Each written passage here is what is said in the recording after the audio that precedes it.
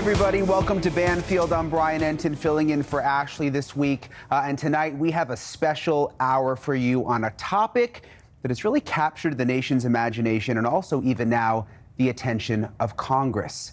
Ever since a U.S. Air Force officer named David Grusch made shocking claims that the government was hiding a secret UFO retrieval program, the search for answers, it feels like it is suddenly now at warp speed. And we've really been at the forefront of all of this here at NewsNation. We've had a couple of exclusives just in the last week. Tonight, though, all eyes are on Roswell, New Mexico. We are going to go there live in just a few minutes. And there are tens of thousands of true believers there to mark the 76th anniversary of the most famous alleged UFO crash and cover-up of all times. You've probably seen that picture there. Very, very interesting story. We're going to go to a hangar there. We're going to go to that hangar live that was at the forefront of the investigation, plus to one of the places that we are told some of the debris was actually found, a place that hasn't been in the news much, and we've got new video of that place. And then in a world of AI and Photoshop, how can you believe anything you see these days, especially when it comes to these UFO photos? Two leading UFO investigators will help us break down fact versus fiction, because as serious as so much of this is, and we have learned that over the last month, I mean, this has become real news, there are also fake photos out there. How they are able to decipher between the two, I'm going to ask and really dig into that coming up, because again, there are fakes and you have to know how to tell the difference.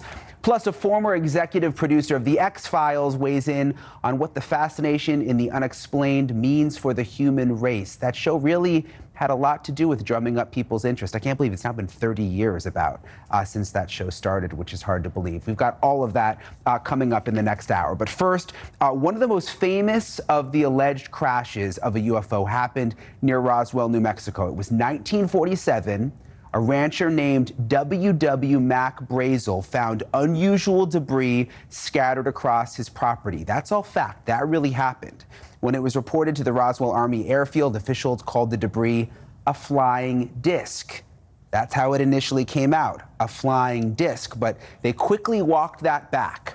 Then eyewitnesses' claims of alien bodies being taken from the site emerged, and soon accusations of a government cover-up and conspiracy. They were rampant, with flying saucers to spy craft, to eventually they were calling all of this weather balloons. Well, tonight we have brand new details about a possible second debris field from that 1947 crash. And this is video that you're looking at it right now. Before we get to that, I want to bring in NewsNation correspondent Nancy Liu. She is live tonight in Roswell, New Mexico, where UFO enthusiasts are converging in that city this time of year, the big conference. I see you outside the hangar, Nancy. I texted you earlier. I actually am jealous of this assignment. I have always wondered what it's really like there in Roswell, New Mexico, because you hear so much about it, and then you're there for the festival.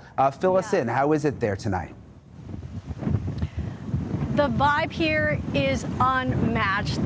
This is the highlight of the year for Roswell, the annual UFO festival. It kicks off tomorrow, and soon you will hear how this hangar ties in. The festival always means millions of dollars in revenue from thousands of visitors, and many of the humans converging on Roswell this weekend are believers. We want to make sure that they know whose side we're on, so that explains it. So you come in peace? Yeah, we come in peace, yeah, for sure. This year, the usual fun of Roswell's UFO Festival seems to include far more believers than ever. I really do believe that these aliens can actually live up in the skies, and I do believe that they do come down. UFO Festival 2023 includes new topics for serious discussions of UFOs and aliens, all in the wake of claims by Pentagon whistleblower Dave Grusch, who told NewsNation exclusively of secret government retrieval programs. These are retrieving non-human origin technical vehicles, call it spacecraft if you will, non-human, exotic origin, vehicles that have either landed or crashed. For decades, Roswell has been an epicenter for so-called UFOologists, a community that has grown since the 1947 Roswell incident. That crash of what was said to be a high-altitude military balloon sparked conspiracy theories due to evolving government explanations.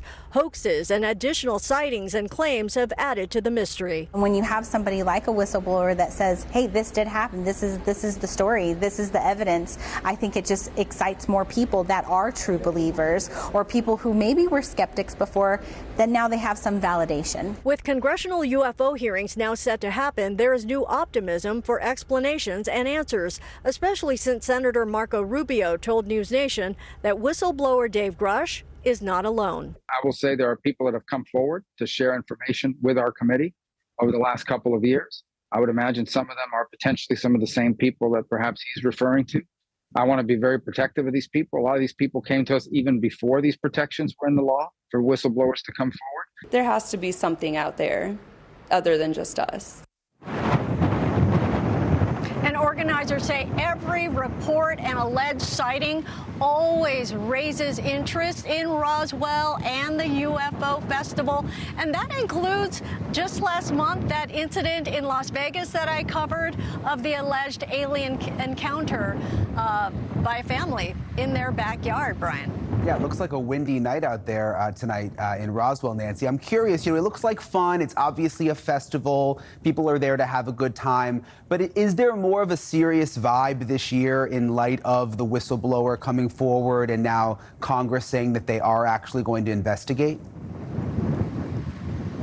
Absolutely. I talked to quite a few people around town today.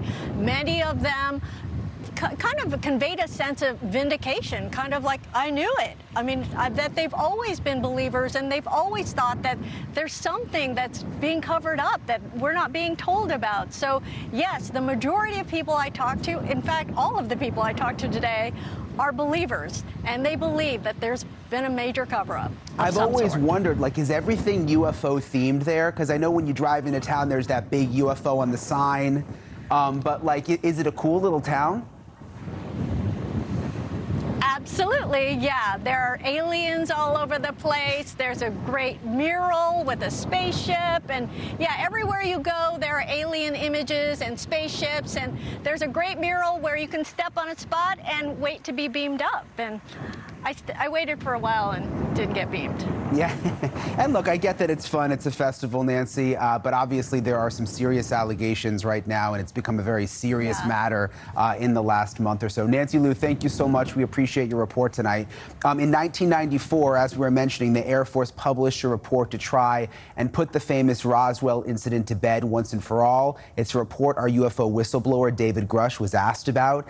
He's read. He has had a few choice words about that report. He spoke about it during his interview with us. We want to remind you of that moment.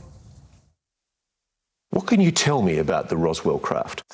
Fortunately, those details were not approved for me to talk about right now. That analysis I did was a total hack job, and even anybody with analytical skills, if you read it, you can deduce that they're conflating multiple situations with crash test dummies and mogul balloons, and they're just saying that the townsfolk who personally witnessed it were totally imagining things. They concocted that whole report just to disinform. So the reason for the secrecy exactly is what? Feudalistic dominance, who can have both asymmetric technology for, it seems like, just fueling the war machine. It just read ridiculous to me that the US Air Force had changed its story. Yeah, and they added additional elements over time and tried to conflate additional programs to explain some of the events. Yeah, and that picture you see right there keeps coming up where they're showing the pieces of whatever they found. Interesting that David Grusch called it a hack job and is apparently familiar with the reports. He wasn't able to go into details. Obviously, he had this top security clearance.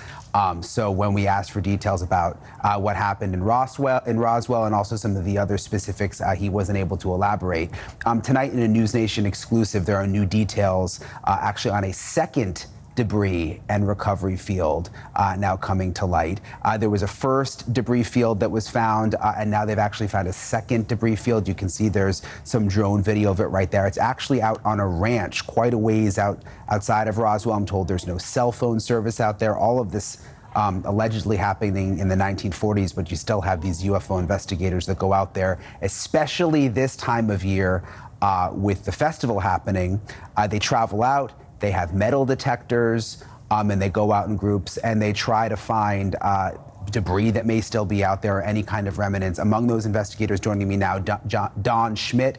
He is lead investigator for the International UFO Museum and Research Center and a leading authority on the Roswell incident. And also Ben Hansen with us tonight, a friend of the show, of course, and host of UFO Witness on Discovery Plus. Yeah, we hear you guys. Sorry, they were just getting set up there outside the hangar after Nancy's report. Ben and Don, thank you so much for being with us tonight. I know you've had a busy day. I've been tracking what you guys have been doing. I want to start with you, Don, and dive right in. What can you tell us, Don, about this second debris field, where it is in proximity to the first debris field that was found, and if there's any new information involving the second debris field? Well, it's actually a impact site. That's in fact what we call it.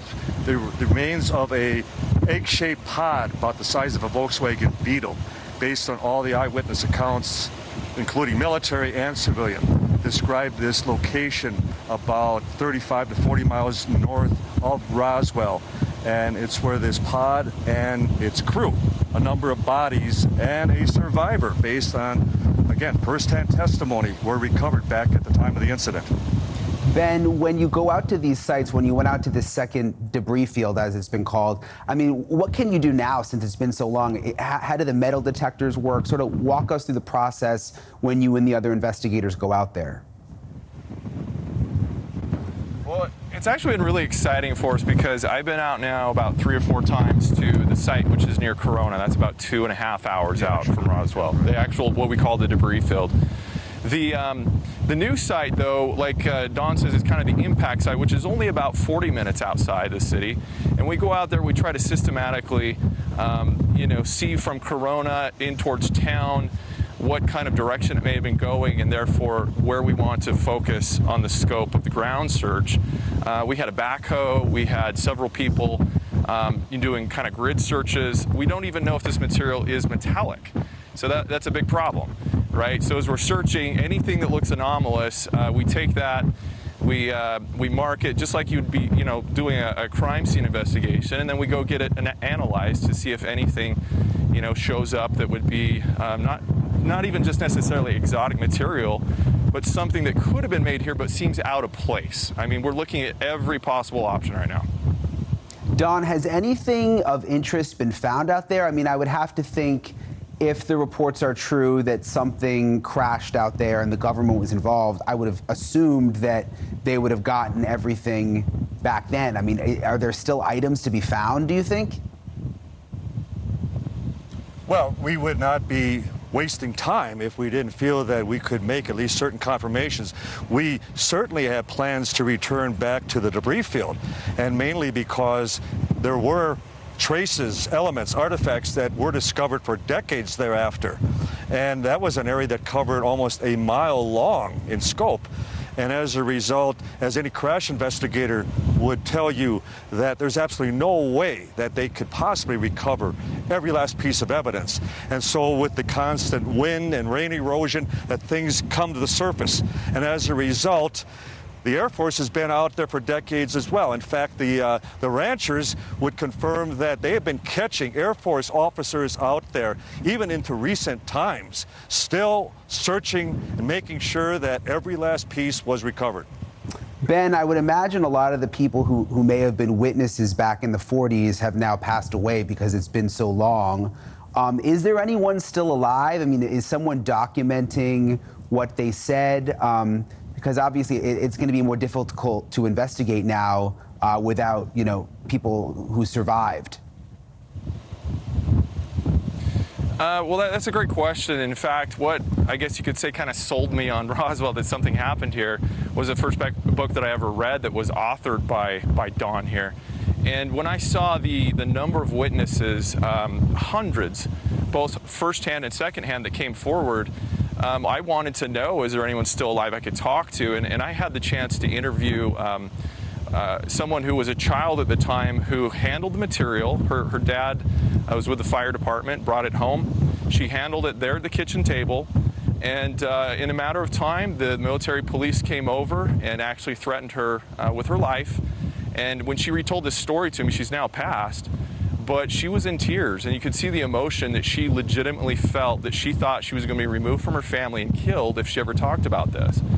So I had another witness, the son of someone who, again, problem is they passed away, but they have affidavits from so many of these people whose father was part of what they call the Air War College that happened the next spring.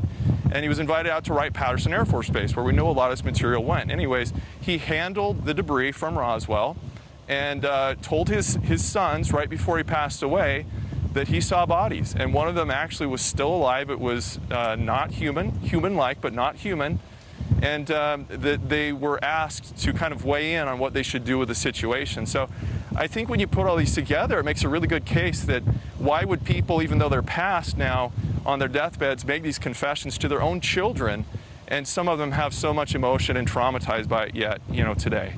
When you talk about bodies, I mean, it's hard to process. It's honestly hard to believe. But I go back to David Grusch, the whistleblower who we interviewed here on NewsNation, who is a high-level intelligence officer, had top security clearance. It's now been weeks. No one has discredited him. There are now official investigations in Congress. We had Senator Rubio just a few nights ago saying that other whistleblowers with firsthand knowledge of these kinds of incidents have come forward. I'm curious, Don, because you've been doing this a long time. Do you think this is a moment that we're in? I mean, do you think that we're actually going to start to get real concrete information from the government about this stuff?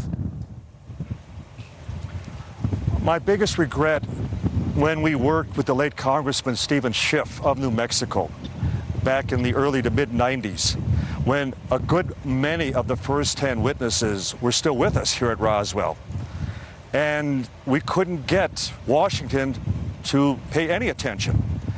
And how unfortunate that all those witnesses are now long gone.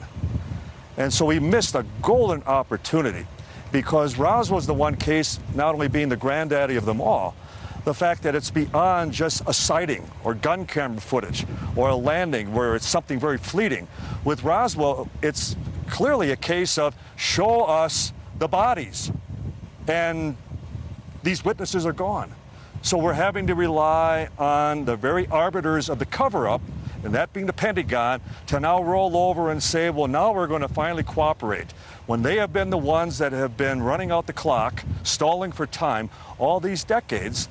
And I can't emphasize enough, we need to keep in mind that the Pentagon is up to 4 official explanations regarding Roswell. 4. I mean, none of us could get away with that in any other circumstances. But here, once again, the government, well, what do we expect? But we have to focus on where all the eyewitnesses have taken us. And they have taken us to that very first explanation. And that was that this was the recovery of an actual flying saucer. Ben, the festival is this weekend. A lot of it seems like fun and games, and there's the funny cartoons and people dress up and all of that, and they have fun with it. I mean, do you think that confuses people? Because it sort of makes it into a game when at the same time, we hear from Don and now we hear from the whistleblower and even Marco Rubio and other lawmakers who are trying to take this matter seriously. Do you think the festival in any way sort of gets in the way of that? It's kind of a double-edged sword, to be honest, Brian. It's because without that, there may not be an interest at all for people to come and to pick up a book and actually read about it. But at the same time, the legitimate research, I find that, especially the generations today, they browse or graze information. They don't really dive into it.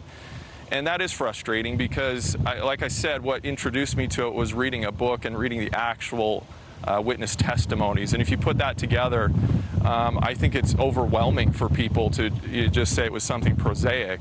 So I embrace both of it. I like having fun, the costumes and everything, but I think you're seeing that tone sort of change, especially with the media now and the little jokes and the jabs about little green, men and things like that. A lot of that might be psychologically based on fear, and that we just are uncomfortable. And now that this is starting to come to light, how do we deal with this, what I call a global reality compromising moment? We might start seeing some things in people's lives have to change, and how do you deal with that? So it's a long conversation, but I think it's necessary because humor, can help us get through that. Yeah, it certainly seems like we're entering a more sort of serious time and serious phase of all of this. Ben and Don, thank you so much for joining us tonight. I know it's a busy time of the year there, and you guys were busy today investigating, so thank you for making time for us tonight. Thank you for the opportunity. Thanks, Brian.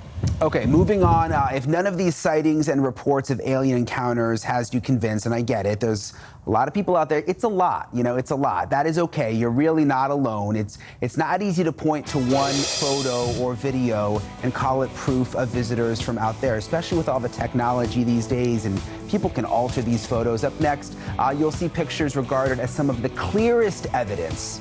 The pictures that have really in many ways been verified. There's only a few of them that people say actually could be something. We're going to show you those photos. We're going to walk you through them. That's coming up right after the break.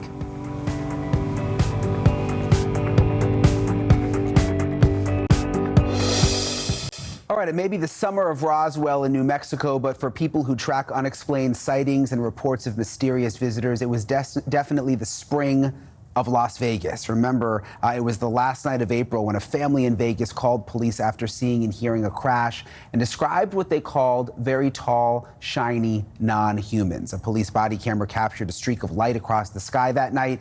But that and the family's account of what happened are the only things in the evidence column for Vegas sighting 2023. There wasn't much more. I want to bring in James Fox. He's a longtime UFO investigator and producer of two highly regarded films on the subject, The Phenomenon and Moment of Contact. James, thanks for being with us. First of all, what do you make of the Vegas incident? It was reported on quite a bit.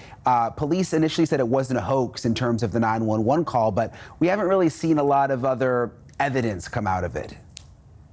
I initially was rather excited about it, but as I dug a little deeper, I found the gentleman's testimony of the beings and the big mouths and super tall, and then the imprints in the backyard, to me, looked like a little scuff mark with someone's shoe. Wasn't particularly impressive. You hear the impact site, the alleged impact site, and it's fairly significant. If something did in fact hit the ground, it would have left a lot more than just a little circular scuff mark. And the fact that I got directly in touch with George Knapp, who's been reporting on UFOs in Las Vegas for decades, and he said that he had made a number of attempts to speak directly with the family.